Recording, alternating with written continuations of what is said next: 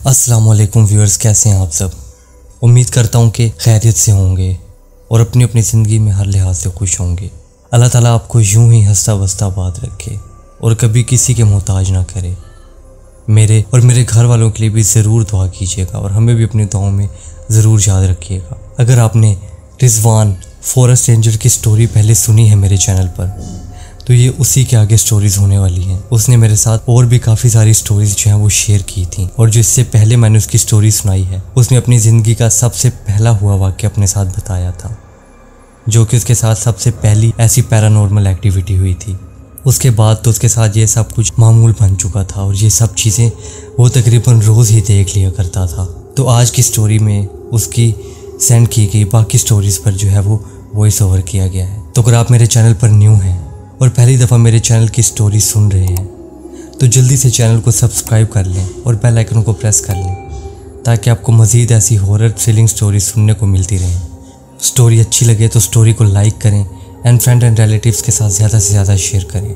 आपके साथ भी कोई ऐसा इंसिडेंट हुआ है जो आप शेयर करना चाहते हैं तो दिए गए व्हाट्सएप नंबर पर शेयर करें, जो आपको स्क्रीन पर भी शो हो रहा होगा, और नीचे डिस्क्रिप्शन में भी WhatsApp number and Insta ID mention है, वहाँ शेयर करें। इंशाल्लाह आपकी भेजी स्टोरीज़ पर वॉइस ओवर किया जाएगा। और अगर आपने रिजवान की फॉरेस्ट रेंजर वाली स्टोरी नहीं सुनी कि जिसमें उसके साथ सबसे पहली पैरानॉर्मल एक्टिविटी हुई थी, तो पहले उस स्टोरी को जाकर सुन लीजिए, ताकि इस स्टोरी को आप और अच्छे से समझ पाएँ और ये भी जान सकें कि उसके साथ पहले क्या कुछ हो चुका है। तो जल्दी से अपने हेडफोन्स लगा लीजिए और किसी अंधेरी खामोश जगह पर बैठ जाइए, क्योंकि ये स्टोरी आप सबको इमेजिनेशन में ले जाने वाली है। तो चलें स्टोरी की जानिब बढ़ते हैं। अस्सलाम वालेकुम, मेरा नाम रिजवान है। हारिस भाई, मैं आपको पहले भी अपनी एक स्टोरी शेयर कर चुका हूँ और उम्मीद है कि आप उसको अपने चैनल पर अपलोड करेंगे। और अब ये मेरे साथ हुए बाकी वो सब इंसिडेंट हैं जो मेरे इस करियर में मेरे साथ हो चुके हैं। इससे जो पहले मैंने आपको स्टोरी सेंड की थी वो मेरे साथ सबसे पहला इंसिडेंट हुआ था, और उसके बाद तो ये सब कुछ तो जैसे मेरे साथ नॉर्मल ही हो गया था। मुझे आए दिन कुछ ना कुछ ऐसी चीज़ें देखने को मिलती थी उस फॉरेस्ट में कि मैं आपको बयान नहीं कर सकता। उस इंसिडेंट से पहले तो मुझे मेरे इंस्पेक्टर वगैरह ने कुछ ऐसा नहीं बताया था, ना ही सार्जेंट वगैरह ने, कि इस जंगल में ऐसी पैरानॉर्मल एक्टिविटीज़ वगैरह होती रहती हैं, और ना ही मुझे कभी ऐसा कुछ फेस करने को मिला था अपने 6 से 7 साल के करियर में। लेकिन जब से मैंने उस फायर लुकआउट पे जॉब की थी, चाहे वो 1-2 दिन ही की थी, लेकिन उसके बाद से मैंने कुछ ऐसा देख लिया था कि वो चीज़ें बिल्कुल मेरे सामने आने लग गई थी। अब वो जो कुछ किया करते थे वो बिल्कुल मुझे सामने जाहिर होता था। अब इतना तो मैं जान चुका था कि वो चीज़ें मुझसे इन चीज़ों को नहीं छुपाती, बल्कि मैं उनको अब देख सकता था, उन्होंने जो कुछ किया होता था। लेकिन जब मैं अपने सार्जेंट से इस बारे में पूछता था, कि जिनसे मेरे साथ ऑफिसर वाली कम लेकिन दोस्तों वाली ज़्यादा बात थी, तो वो मुझे बताया करते थे कि हम तो ये सब कुछ कब से देखते आ रहे हैं, बस तुम्हें नहीं बताया करते थे क्योंकि तुम्हारी ज़िंदगी में अभी तक ऐसा कोई एक्सपीरियंस हुआ ही नहीं था, इसलिए हम तुम्हें डराना नहीं चाहते थे। लेकिन अब तुमने उन चीज़ों को काफ़ी करीब से देख लिया है, इसलिए वो तुम्हें अपने इर्द गिर्द अपनी मौजूदगी का एहसास दिलाती रहती हैं। मैंने फायर लुकआउट की तो जॉब छोड़ दी थी और दोबारा से वही काम करने लगा था जो मैं पहले 5-6 साल से करता आ रहा था।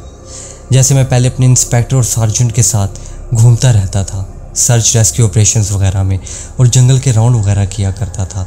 अब चूँकि मेरी प्रमोशन हो चुकी थी और मैं इंस्पेक्टर के ओहदे पर आ चुका था और अभी भी सार्जेंट मेरे वही थे, इसीलिए मुझे वो काम करने में थोड़ा मज़ा भी आया करता था, क्योंकि मैं शुरू से ही उनके साथ काम कर रहा था, इसलिए मेरा वहाँ पे दिल लगा रहता था और मेरी उनसे काफ़ी अच्छी दोस्ती हो गई थी। उस फायर लुकआउट वाले हादसे के बाद मुझे तकरीबन 15 से 20 दिन की छुट्टी दी गई थी। उसके बाद मैं दोबारा से काम ज्वाइन कर लिया, क्योंकि मैं घर पड़ा बोर हो जाया करता था। तो दोबारा ज्वाइनिंग के बाद मुझे सार्जेंट ने अपने साथ ही रख लिया राउंड्स वगैरह पर, और अब वो मुझे अपने साथ search and missing rescue operations पर भी ले जाया करते थे, कि जिनमें हमने उन बंदों को ढूंढना होता था जो कि गुम चुके होते थे। और कभी कभी तो मुझे अपने साथ वहाँ भी ले जाया करते थे कि जहाँ से गुमशुदा लोगों की डेड बॉडीज़ की इतला आया करती थी। तो मैं आपके साथ अपना सबसे पहला केस बयान करता हूँ कि जो मैंने किया था और उसने मेरे रोंगटे खड़े करके रख दिए थे। हालांकि मैं 6-7 साल से काम तो कर रहा था, लेकिन आज तक मैंने ऐसा कुछ नहीं देखा था। ये एक फैमिली के बारे में है। 2 वालिदैन और उनके 2 छोटे बच्चे पिकनिक पर आए हुए थे फ्लोरिडा के जंगल में, और जैसा कि मैं आपको पहले बता चुका हूँ कि वो जंगल बहुत ज़्यादा घना है और काफ़ी मुरबा किलोमीटर में फैला हुआ है। तो इसलिए वहाँ की सिक्योरिटी के लिए फॉरेस्ट रेंजर्स हर डिपार्टमेंट में अलग-अलग जो है वो ग्रुप्स को तैनात करते हैं, जिनकी ज़िम्मेदारी में उनके ख़ास एरिया होते हैं कि उन्होंने इस एरिया को कवर करना है और इसकी सिक्योरिटी की ज़िम्मेदारी उनके हिस्से में है। लेकिन चूंकि अब मैं इंस्पेक्टर बन चुका था और सार्जेंट के साथ हुआ करता था, तो हमारी ज़िम्मेदारी थी कि हमने पूरे ओवरऑल जो है फ्लोरिडा के उस जंगल पर नज़र रखना होती थी, चाहे सैटेलाइट फ़ोन्स के थ्रू या फिर हमें उस सर्च रेस्क्यू ऑपरेशन जो है उस पर बुलाया जाता था उनके थ्रू। साथ साथ हम जो है अपने पोस्ट के एरिया में राउंड्स भी करते रहते थे। तो वो फैमिली अपने बच्चों के साथ वहाँ पिकनिक के लिए आई हुई थी और वो तकरीबन 3 से 4 दिन उनको वहाँ स्टे करना था। जिस दिन उन्होंने फ्लोरिडा के जंगल के अंदर चेक इन किया था, उससे अब उनको तकरीबन 2 दिन हो चुके थे वहाँ कैंपिंग करते हुए, और वो उस जंगल के नॉर्थ में कैंपिंग कर रहे थे जो कि घना जंगल था। हालांकि वहाँ पे नहर वाली साइड भी थी जो कि पहाड़ों से निकलती हुई नहर थी, लेकिन वो बिल्कुल घने जंगल के पास कर रहे थे जिधर थोड़ा सा खुला एरिया था, और उसके साथ उन्होंने अपना कैंपिंग वगैरह का सामान सेट किया हुआ था। हम हर चीज़ का काउंट रखते थे कि फॉरेस्ट के अंदर कितने बंदे मौजूद हैं, कितनी फैमिलीज़ मौजूद हैं। हर किसी की तादाद जो है वो हम अपने सॉफ्टवेयर में रखा करते थे ताकि उनको इन और आउट करते हुए हम उस चीज़ को अच्छे से जांच सकें कि कितने लोग इन हुए हैं और कितने आउट हो चुके हैं और कितने उस फॉरेस्ट के अंदर मौजूद हैं। तो अभी उस फैमिली को 2 ही दिन हुए थे, अभी उनको 2 से 3 दिन और वहाँ पे रुकना था कि इतनी देर हमारे हेडक्वार्टर्स में फ़ोन आया जिसमें उन बच्चों के जो वालिदैन हैं वो हमसे बात कर रहे थे।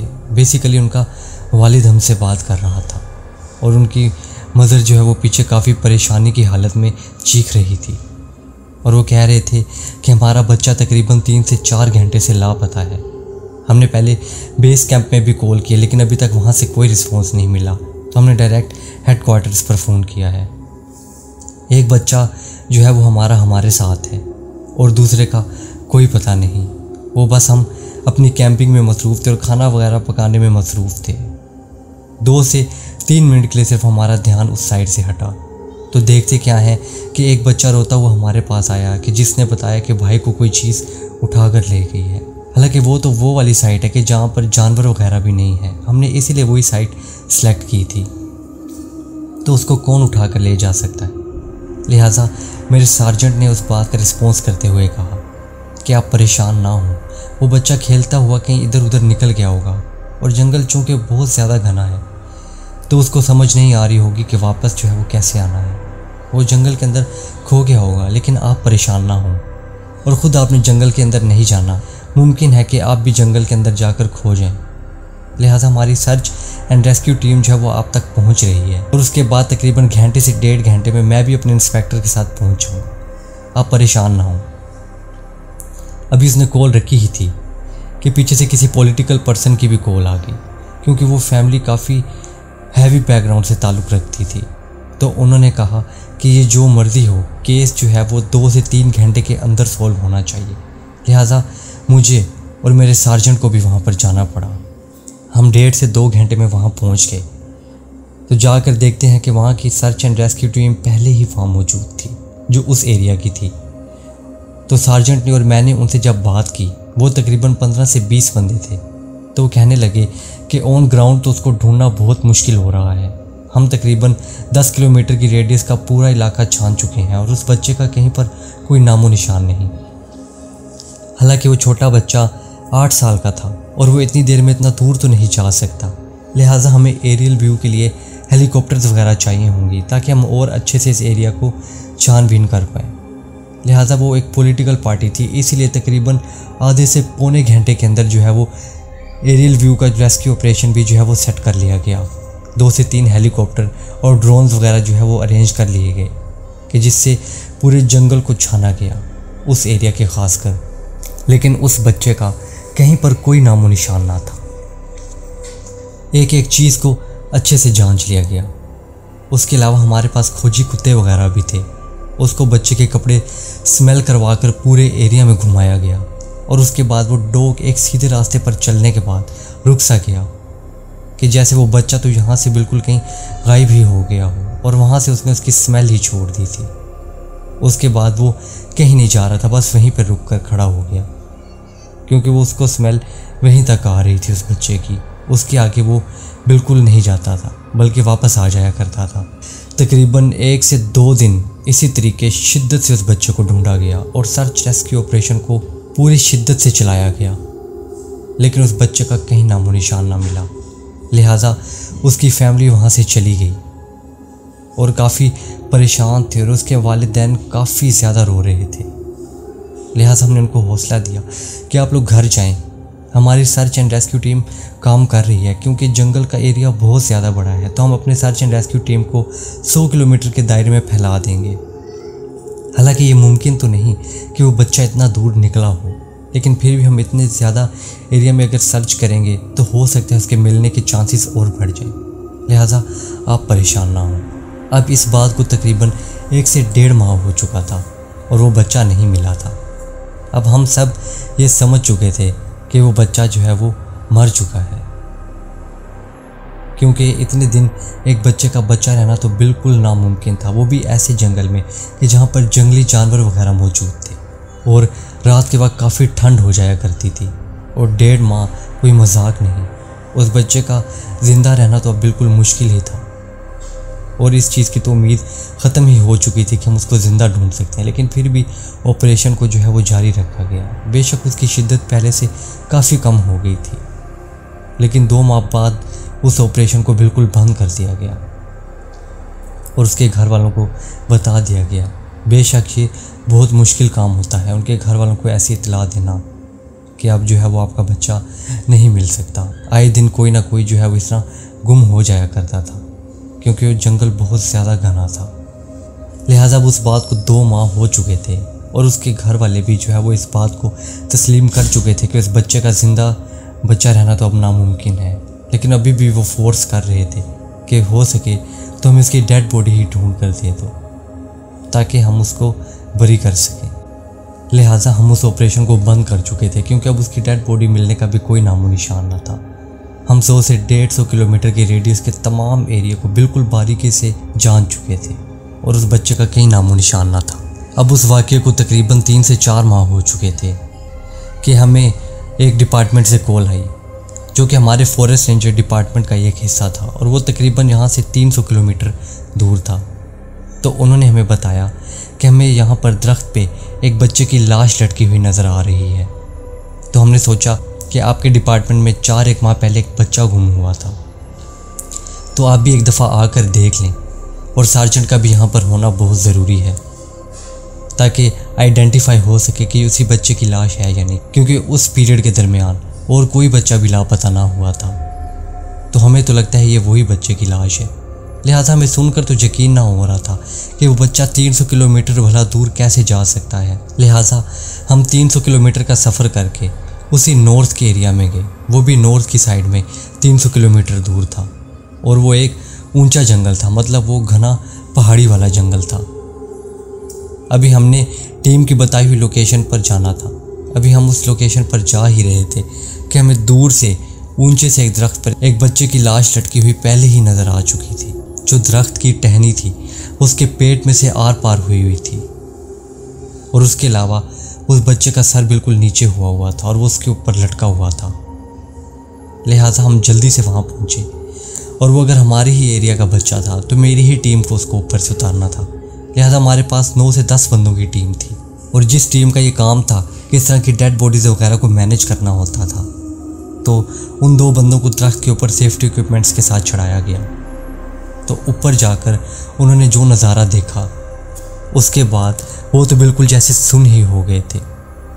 वो दरख्त की टहनी बच्चे के सिर्फ पेट में से आर पार नहीं हुई थी, बल्कि उसके सर का पिछला हिस्सा भी बिल्कुल खाली था कि जैसे उसके अंदर से सब कुछ किसी ने खा लिया हो और उसके अंदर से सारी अंतड़ियाँ पेट वाली साइड से बाहर लटकी हुई थी और सर के अंदर से भी पूरा अंदर तक खोल था कि जिस तरह उसका सिर्फ बाहर वाला स्ट्रक्चर छोड़ दिया गया और अंदर से सब कुछ खा लिया गया हो। और वो इतनी ऊंचाई पे लटका हुआ था कि जहाँ पर किसी जंगली जानवर का जाना तो बिल्कुल नामुमकिन था, जैसे शेर और टाइगर वगैरह।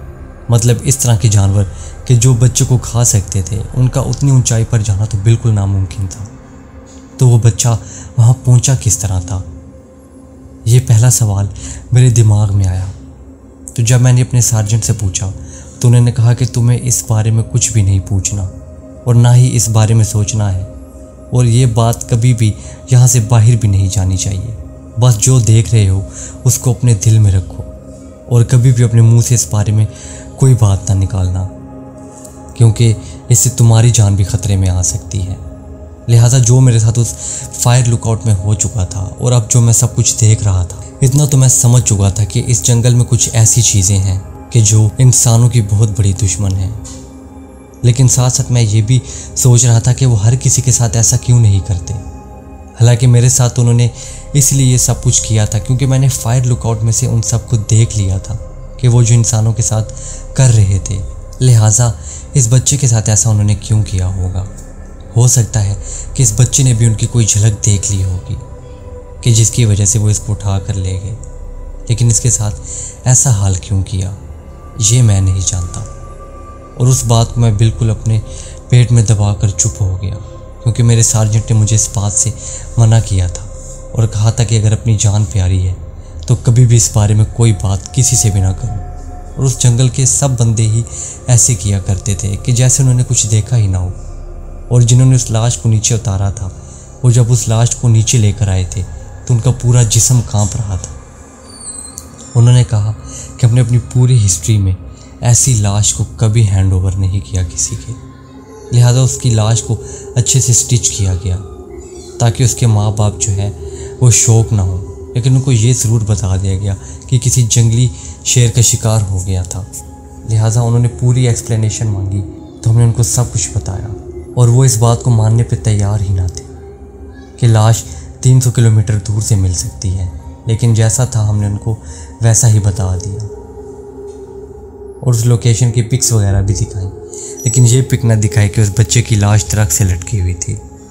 उसके माँ बाप काफ़ी रोए और फिर उसको दफना दिया गया। और दूसरा इंसिडेंट ये हुआ कि मैं और मेरे सार्जेंट नॉर्मल रूटीन में अपने हेडक्वार्टर पर बैठे हुए थे कि हमें कॉल आई कि जो एक यंग लड़का हाइकिंग के लिए माउंटेन्स पर आया हुआ था, वो तकरीबन 3 से 4 दिन के फूड के साथ आया था और उसको इतने ही दिन हाइक करके तकरीबन 5वें दिन इस पॉइंट पर वापस आ जाना चाहिए था, लेकिन अब उसको तकरीबन 7 दिन हो चुके हैं।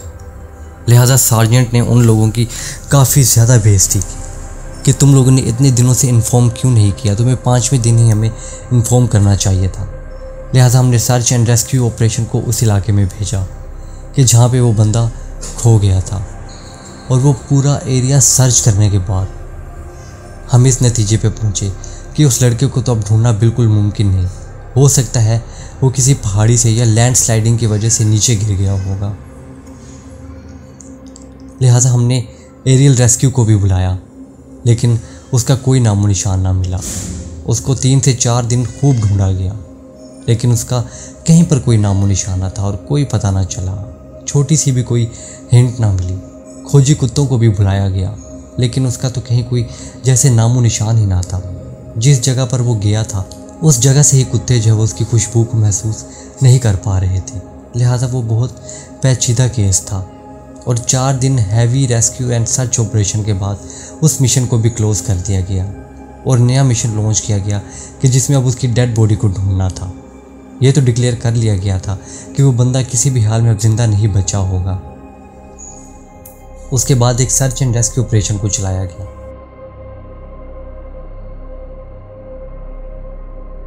और सर्च एंड रेस्क्यू ऑपरेशन को 400 किलोमीटर एरिया पर फैला दिया गया, क्योंकि वो काफ़ी ऊंची ढलान थी तो कहीं नीचे भी गिरकर जा सकता था, या हो सकता है वो चलता चलता काफ़ी दूर निकल गया हो।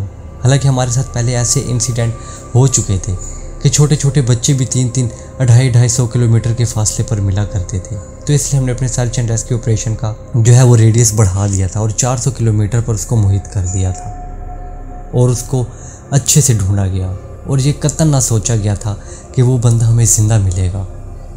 लिहाजा सर्च एंड रेस्क्यू के तकरीबन 10वें दिन हमें वो बंदा एक बुलंद तरीन पहाड़ी के बिल्कुल मिडल में एक दरख्त की टहनी के साथ लटका हुआ मिला।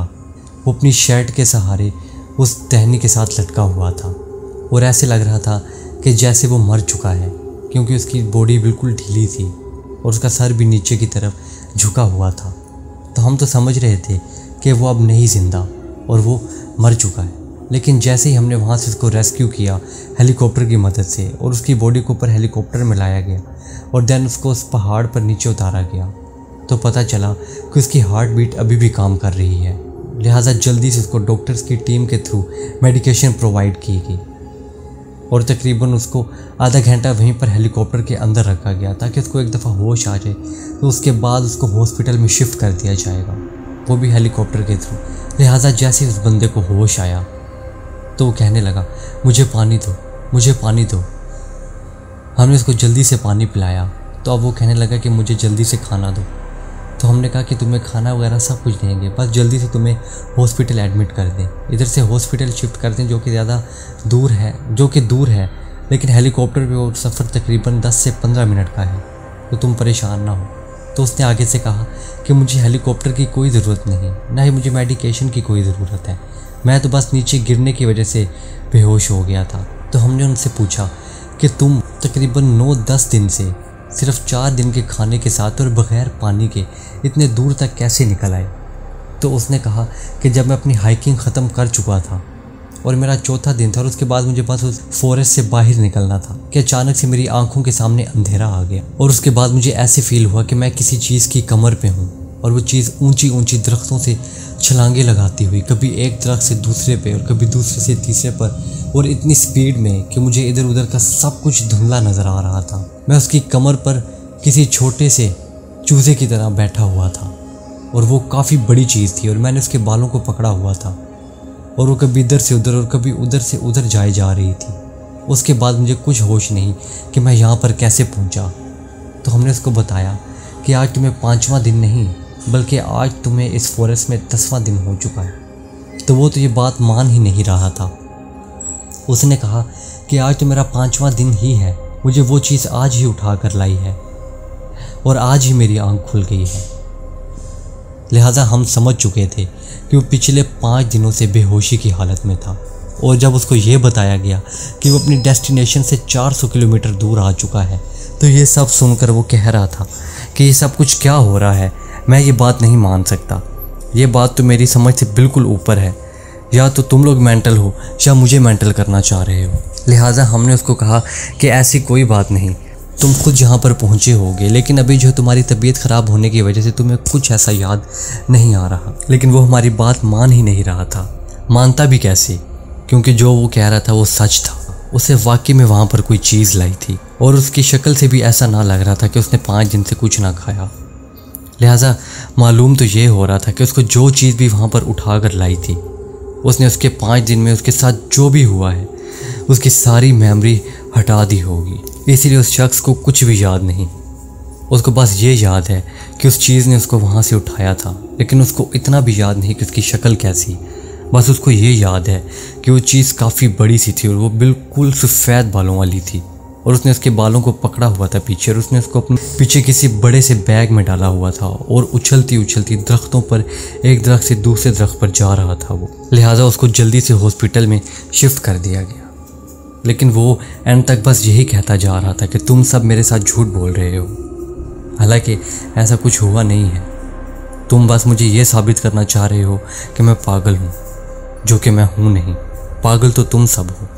लिहाजा मैं और मेरा सार्जेंट भी जानते थे कि वो लड़का बिल्कुल सच कह रहा है कि वो खुद यहाँ तक नहीं आया बल्कि उसको कोई चीज़ ही यहाँ तक लाई है। लेकिन ऐसे केसेस ही तो मुझे हैरान कर दिया करते थे। कोई केस उस बच्चे वाले हुआ करते थे कि जिसमें उसके साथ इतना बुरा सलूक किया गया होता था, और कुछ ऐसे लड़के वाले कि जिसमें उनको बिल्कुल जिंदा और सही सलामत छोड़ दिया जाता था और ऐसा भी मालूम होता था कि उनको 5 दिन अच्छे से खाना वगैरह भी खिलाया गया है। ये फॉरेस्ट तो बिल्कुल ही मेरी समझ से बाहर है।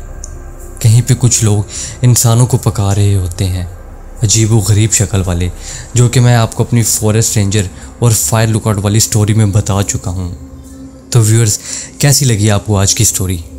अगर अच्छी लगी है तो वीडियो को लाइक करें, और अगर आपने फायर लुकआउट वाली स्टोरी इस बंदे की नहीं सुनी तो मैं आई कार्ड में उसका लिंक दे रहा हूँ, जल्दी से जाकर सुन लें ताकि आपको पता चले कि इसके साथ पहले और सब कुछ क्या हो चुका है। इसके पास और भी काफ़ी सारी स्टोरीज़ हैं जो कि इनके पास और भी काफ़ी सारी स्टोरीज़ हैं जो इनके सारे फॉरेस्ट रेंजर के करियर में इनके साथ हुई हैं, जो कि इन्होंने कहा है कि फिर कभी टाइम मिला तो इन्हें मेरे साथ ज़रूर शेयर करेंगे। और अगर आपको भी इस तरह की स्टोरीज़ पसंद हैं तो हमें ज़रूर बताइए।